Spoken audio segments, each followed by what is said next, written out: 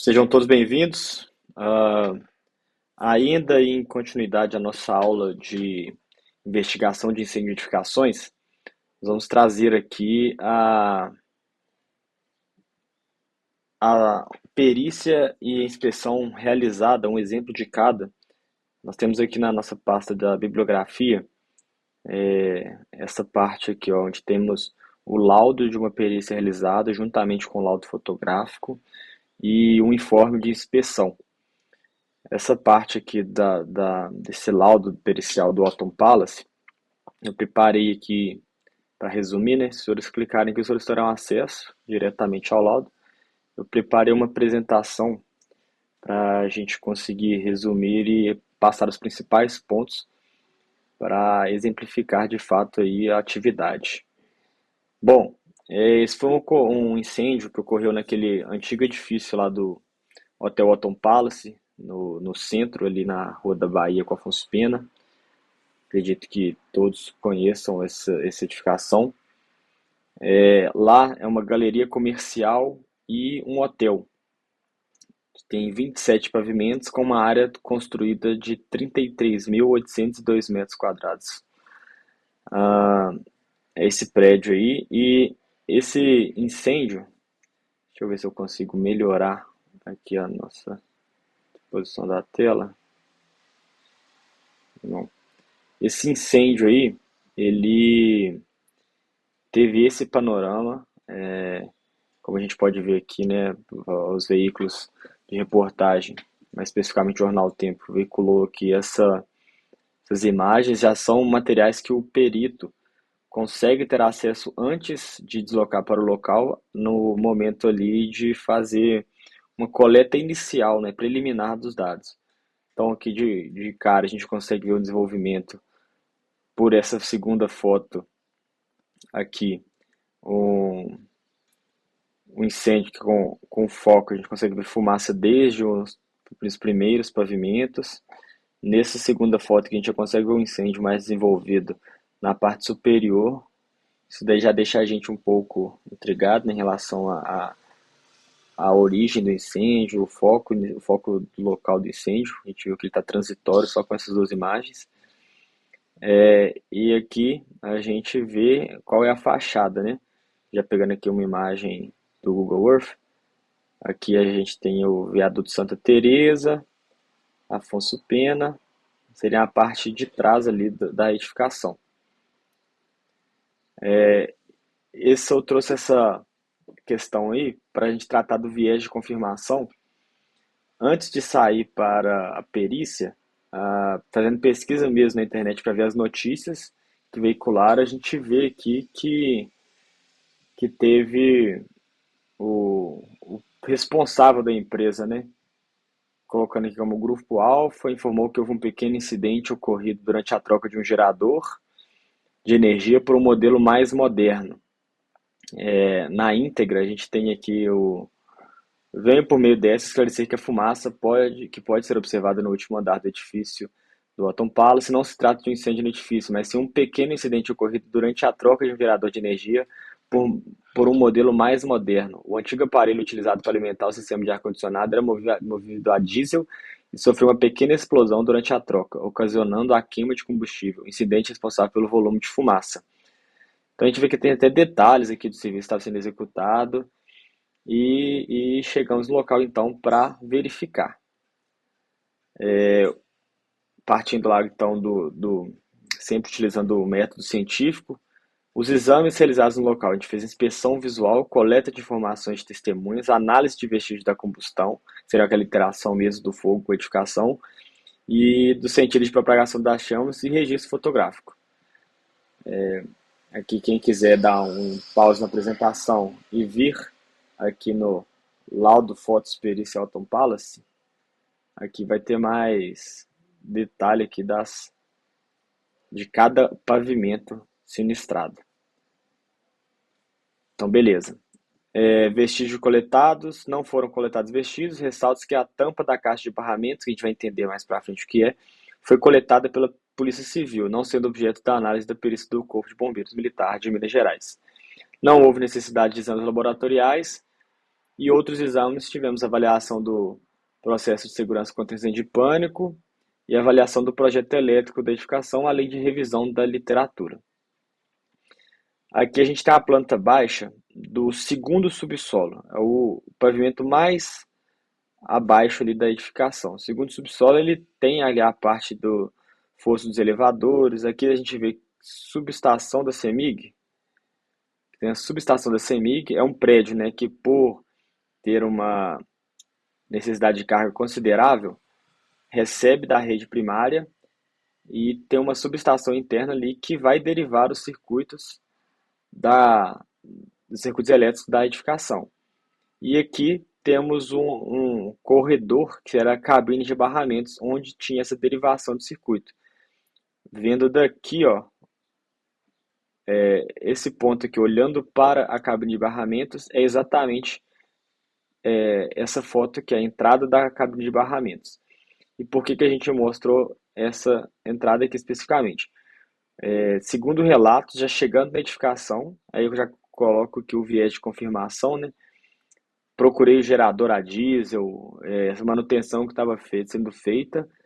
Se foi feita no momento anterior, é a questão de comunicação mesmo, né? O repasse de informações às vezes gera bastante ruídos, e o que na verdade estava sendo feito aqui era uma manutenção de teste da bomba de incêndio que fica no último pavimento, que não estava sendo acionada. Um desses barramentos aqui estava aberto, o funcionário que estava realizando a manutenção foi retirar a tampa dessa cabine de barramentos, até então, segundo relatos de testemunho, e no momento que ele tirou a tampa, ele recebeu eles utilizaram um termo, uma espécie de explosão, que gerou a chama inicial para o incêndio. A gente consegue ver, teve o relatório de APH, né, que corroborou com as queimaduras apresentadas, a própria equipe de resgate retirou o colaborador aqui desta cabine de barramentos, o que são fatores ali preponderantes para a gente falar do início ali do incêndio em si. Então, voltando àquele slide, questão do viés de confirmação, inicialmente tinha nada a ver com sistema de ar-condicionado, desse gerador, movida a diesel, não foi encontrado isso. Muitas vezes, por exemplo, é esse tipo aqui de dado que vai parar lá nos dados que a gente tem atuais, né, de origem de incêndio. Aqui eu tirei uma foto mais próxima. Essa foto aqui da esquerda seria uma cabine de barramentos que ficaria localizada aproximadamente aqui nesse corredor. Aí a gente já consegue ver aqui, né, que apresenta esses sinais aqui de combustão mesmo, o isolante dos condutores já consumido. E acima dessa cabine de barramentos se derivava um shaft de fiação elétrica. Então, voltando aqui a esta foto, é como se aqui no subsolo, abaixo ainda dessa marcação vermelha aqui, no subsolo fosse aquela cabine de barramentos, e aqui é um shaft que corre por toda a edificação até o último pavimento. O aspecto geral que a gente encontrava das queimas dos patamares, não foi encontrado queima ali no primeiro subsolo, no térreo, primeiro andar, segundo, terceiro, quarto, quinto, enfim. Foram encontradas marcas de calor em todos os pavimentos, exatamente onde ele passava a fiação a fiação elétrica da edificação. Aí que a tampa de um shaft, né, que vê o aspecto geral, já com desprendimento do revestimento por conta do calor. Lá no laudo fotográfico a gente consegue ver patamar a patamar. É igual eu expliquei aqui, esse é o shaft que derivava da cabine de barramentos, e em cada andar tinha um cômodo. Nesse exemplo aqui, tinha o depósito. Esse depósito, como o prédio estava desocupado, até o andar das lojas, né, estava em funcionamento, mas aquele shaft não conversava com as lojas, ele era exclusivo do hotel. Já em pavimento a pavimento, a gente encontrou vários tipos de destinação cômodo chamado de depósito. Esse aqui, por exemplo, tinha tapetes persas enrolados, que como vocês podem ver não sofreu nenhum tipo de dano, apenas a tampa do shaft. A gente colocou aqui, né? A tampa do shaft elétrico apresentou marcas de calor, sendo que uma das tampas apresentou maior dano com a descamação do revestimento. O encapamento isolante dos condutores foi consumido pelo fogo. É importante destacar que o cômodo possui uma carga de incêndio elevada devido ao armazenamento de tapetes persas, sendo que o material circundante permaneceu preservado. Então, abrindo a tampa do shaft, a gente encontrava essa situação aqui dos condutores, já sem nenhum isolante, e mesmo com uma grande carga de incêndio, aqui no sexto patamar, não tivemos ali desenvolvimento. Já em contrapartida, a gente tem aqui a figura do 17º andar, foi um dos andares de maior dano, né?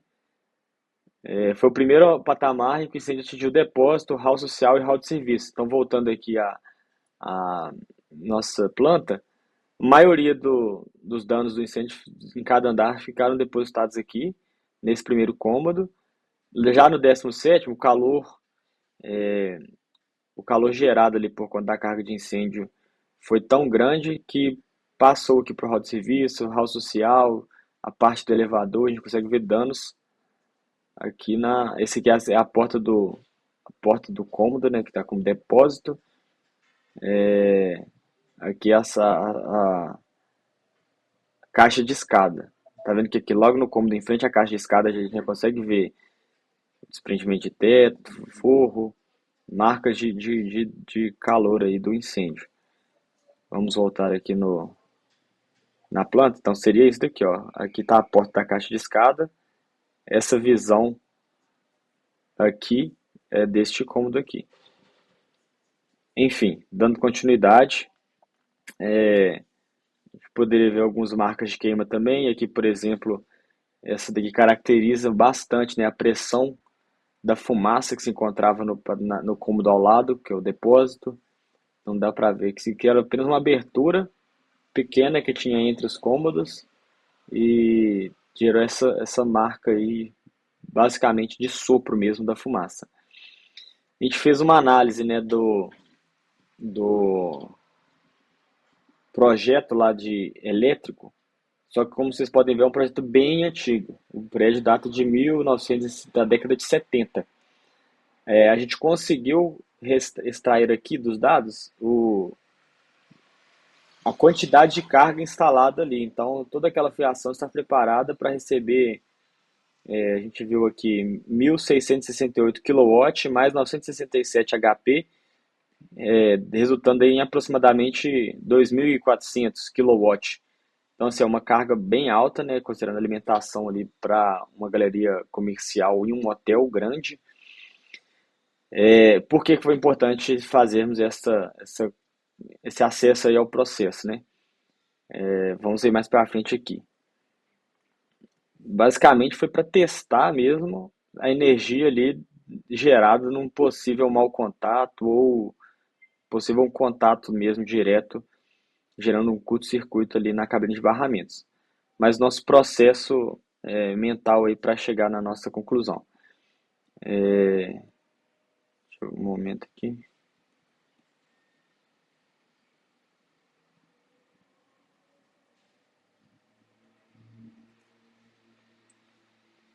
Bom,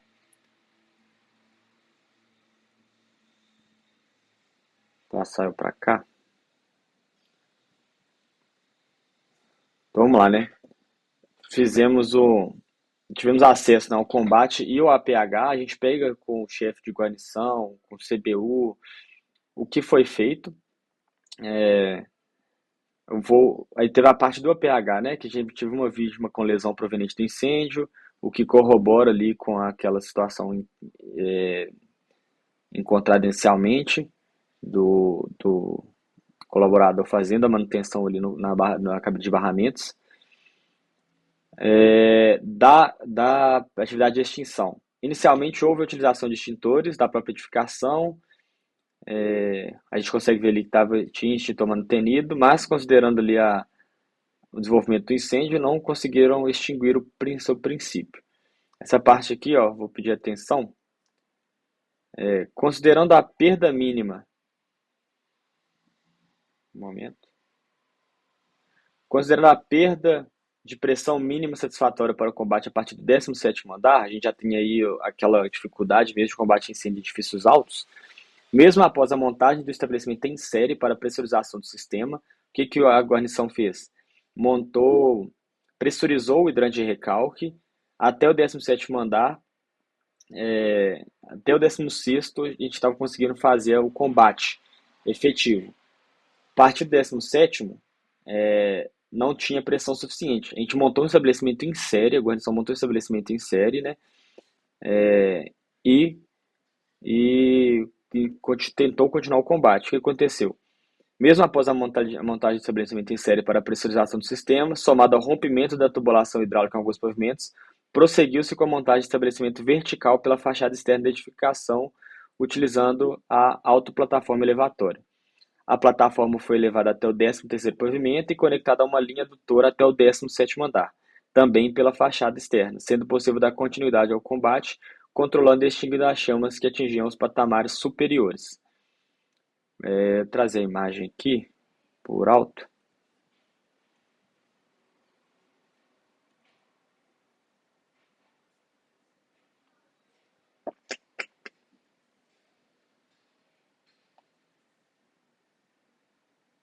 Basicamente, o que se montou foi isso daqui. Arvoramos a PE, daqui derivou uma, um- uma linha de combate no 13º andar, passando pela fachada, chegando no 17º ali, então, a mangueira para combate. Voltar aqui à apresentação. Beleza. Então a plataforma foi levada até o 13º e conectada a linha adutora até o 17º. Desenvolvemos então nossas hipóteses ali a, para o que aconteceu, né, para ter esse desenvolvimento aí do incêndio. Tivemos a hipótese de descarga atmosférica, centelha produzida por ação pessoal, por exemplo, cigarro, isqueiro ali direto na cabine, um curto-circuito ou um fenômeno termoelétrico decorrente de outra falha elétrica, seria sobrecarga, sobretensão, contato imperfeito. Descarga atmosférica, para a gente conseguir refutar essa. A gente vai começar a tentar refutar mesmo as hipóteses, né? A gente entra no site do INMET, a gente vê lá que o céu estava com baixa nebulosidade, não se verificando evidências consistentes para a confirmação dessa hipótese. Centelha produzida por ação pessoal. Aí a gente procurou por vestígio de cigarro ali no local, não encontramos. O relato testemunhal também não citou. A gente perguntou explicitamente se alguém estava fumando ali. Teve a negativa e que também, como vocês podem ver naquela foto lá da cabine de barramentos, não é um local que alguém vai fumar lá dentro. Não se mostra um local confortável, né? Então, beleza. Utilizamos isso aí como o suficiente para comprovar que não tinha ninguém fumando ali no momento do incêndio. O curto-circuito, vamos ver com atenção aqui. Ao manusear a tampa da caixa de barramentos do sistema elétrico predial, podem ter ocorrido dois cenários principais. O primeiro é o contato direto da tampa, que era condutora, a tampa metálica, condutor barramento, o que pode acontecer se a tampa não estiver adequadamente isolada ou se houver um mau posicionamento durante a instalação ou remoção da mesma. Então seria ali, às vezes essas tampas, né, ficam um tempo aí sem ser retirado. Aquela força ali de retirar a tampa pode entrar em contato ali, encostado no barramento, que a gente vai ver mais para frente ali, ele estava energizado. Nesse caso, se a tampa entrar em contato direto com o condutor energizado, haverá uma transferência direta de corrente elétrica, causando um curto-circuito. O segundo cenário é contato entre os condutores energizados dentro da caixa de barramentos. Se durante o manuseio da tampa os condutores entrarem em contato uns com os outros, ocorrerá o curto-circuito. Ainda a existência de impurezas nos condutores e barramentos, conforme informado pelo declarante C, poderá facilitar a ocorrência de um curto-circuito. Então seria basicamente isso. Ou o funcionário que estava realizando a manutenção retirou a tampa, essa tampa entrou em contato com o barramento energizado, ou ela foi suficiente ali no movimento que ele fez para conectar dois condutores energizados. Isso daí não dá para precisar, mas fato é que no momento que ele retirou aquela tampa, o, houve ali aquela explosão característica de curto-circuito e início do incêndio. Uma terceira hipótese, uma quarta hipótese é o fenômeno termoelétrico decorrente de outra falha elétrica. Pode ter que tenha ocorrido uma sobrecarga, uma sobretensão por desligamento ou religamento de equipamentos pesados ou contato imperfeito. Mas, considerando, né, o, a vítima, esse sobrecarga e contato imperfeito, ele seria mais ali o incêndio iniciaria de forma mais lenta, né, por questões de corrente passando aí de forma contínua durante uma corrente alternada, né, mas passando de forma contínua durante o tempo, poderia gerar ali fumaça, consumo do material isolante e, em si, enfim, vira um incêndio. Seria uma forma mais, podemos dizer, mais cozida de incêndio, né? Ela demoraria mais a ocorrer, mas na prática a gente viu ali uma pequena explosão mesmo, caracterizada pelo relato, pelo início do incêndio ali na cabine de barramentos e pela vítima encontrada ali na situação da vítima encontrada na cabine de barramentos. Aí a gente faz ali uma correlação dos elementos obtidos. Vou deixar aqui, né, o detalhamento de cada um para os senhores lerem no laudo com mais calma, mas basicamente a gente vê os aspectos gerais da edificação após o incêndio, as propriedades de propagação do calor e configuração estrutural do shaft, a gente vê ali, né, por efeito chaminé, essa propagação fica bastante facilitada, danos causados nos patamares, marcas de queimas no shaft de fiação de telecomunicações, relatos testemunhais e relatório de atendimento pré-hospitalar. E agora sim, a gente vê lá, né? Considerando as informações fornecidas, a análise dos possíveis cenários indica que o curto-circuito é a causa mais provável do incêndio. A hipótese da ocorrência de um fenômeno termoelétrico decorrente de outra falha elétrica foi descartada considerando o relato testemunhal da forma de início do incêndio durante a manutenção, com a incidência de chama de forma rápida, relatada como explosão, compatível com o fenômeno de curto-circuito. E não existem evidências que corroborem com a ocorrência de outra falha elétrica. Portanto, com base nas análises realizadas e nas evidências encontradas, a causa do incêndio identificada é um curto-circuito na caixa de barramentos elétricos, sendo que não é possível determinar se o curto se deu por contato direto da tampa com o condutor, atuando como um condutor, ou forçando o condutor contra outro, ou ainda se ocorreu por movimentação da fiação ao abrir a tampa. Fato curioso aqui é que depois eu tive a oportunidade de encontrar o perito da Polícia Civil que também realizou essa perícia.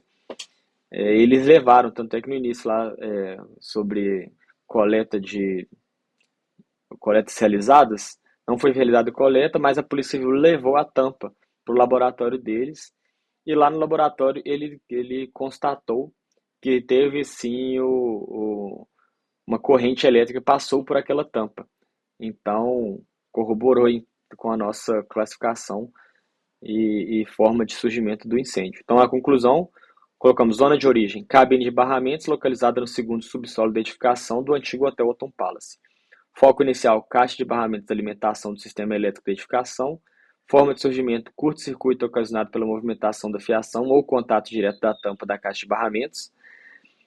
Propagação do incêndio. O incêndio se propagou pelo shaft elétrico, consumindo a totalidade do material isolante dos cabos elétricos, bem como o material combustível circundantes nos patamares.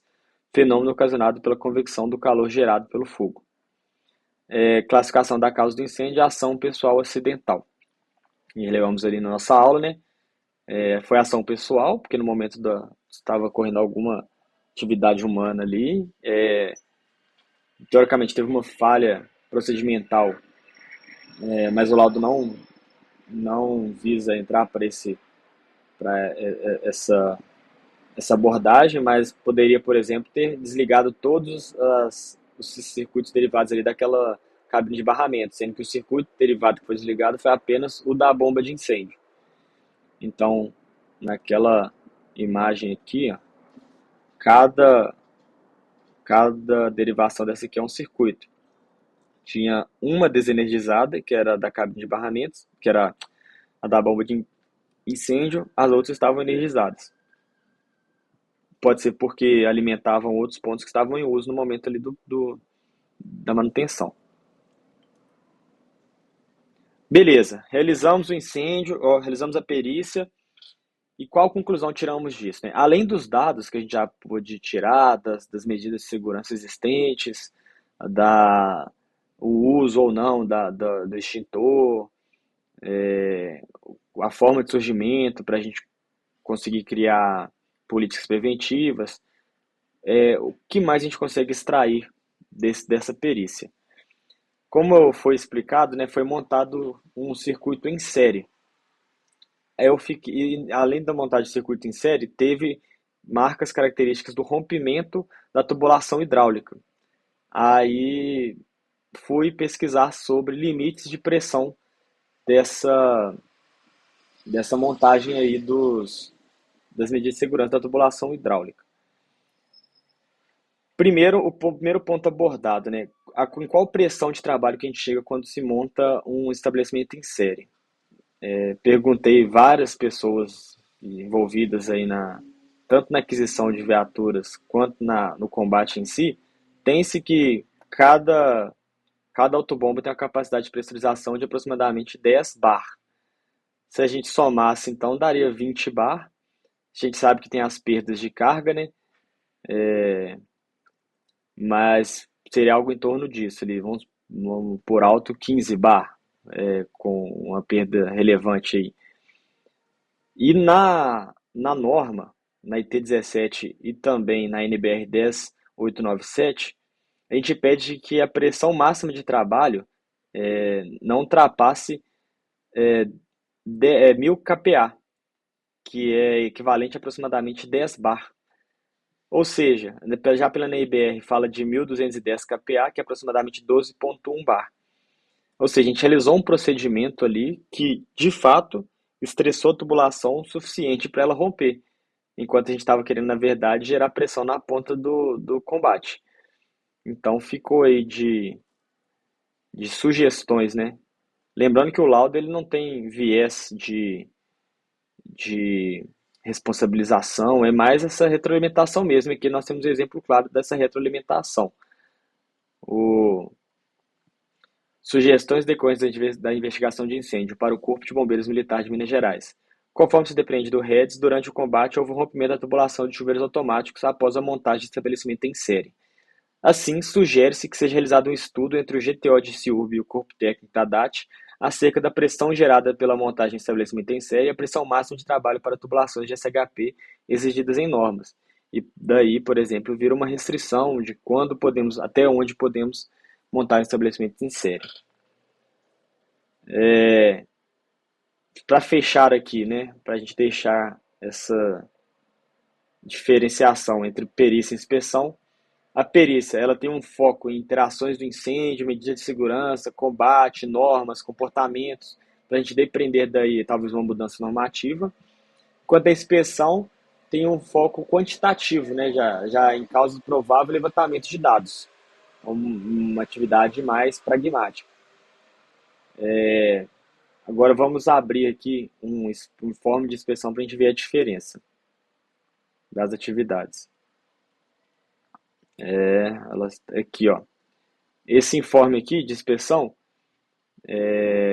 foi desse incêndio nessa empresa aqui, Ecoplastic. Vou abrir. Basicamente era uma empresa que existiam máquinas extrusoras. Máquinas extrusoras são essas máquinas aqui, ó.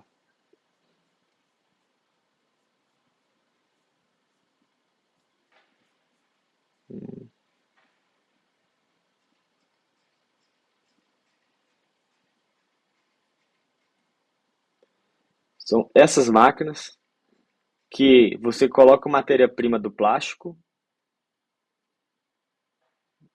Vamos achar uma aqui.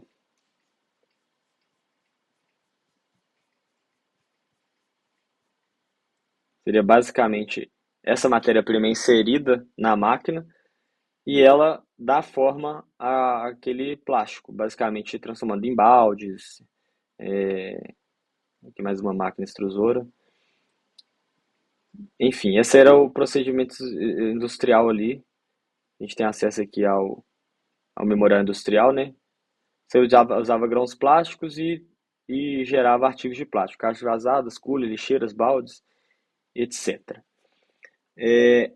Teve o um incêndio e fomos lá para tentar entender a causa, mas aí já para fazer uma inspeção. Então, beleza. Quais são os campos ali do informe de inspeção? A gente fala do responsável, descrição da edificação. Então, a gente já consegue mapear toda a área de queima, se existe projeto ou não, em que situação está o projeto, se, por exemplo, a atividade realizada no Cadastro Nacional de Atividades, no CNAE, é compatível com o que ele realmente estava executando. A gente analisa as medidas preventivas existentes, se estão compatíveis com as exigidas, analisamos se elas foram utilizadas, se houve falha na operação,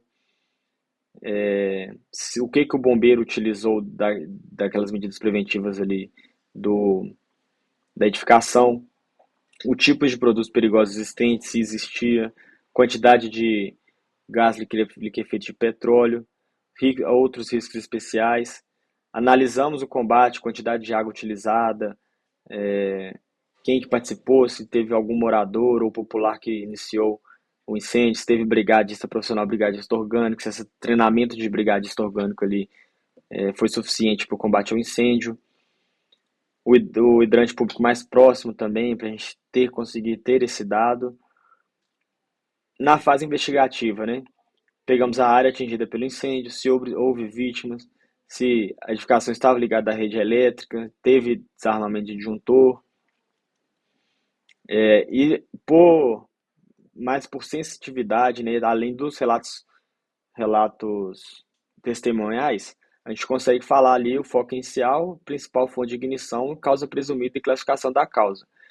Como vocês podem ver, não chega a ser uma perícia, mas é uma atividade muito mais técnica e exata do que apenas o, a experiência ali que o chefe do combate, por exemplo, teve e ele vai passar esse dado ali para o Redes.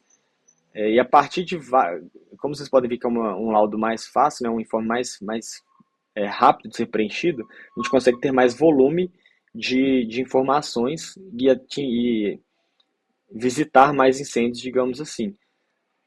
E daí, dependendo-se daí, os dados que a gente vai utilizar posteriormente para a gente retirar mesmo informações aí dos incêndios ocorridos em Minas Gerais. Afinal, tem a assinatura, então, do responsável pela inspeção.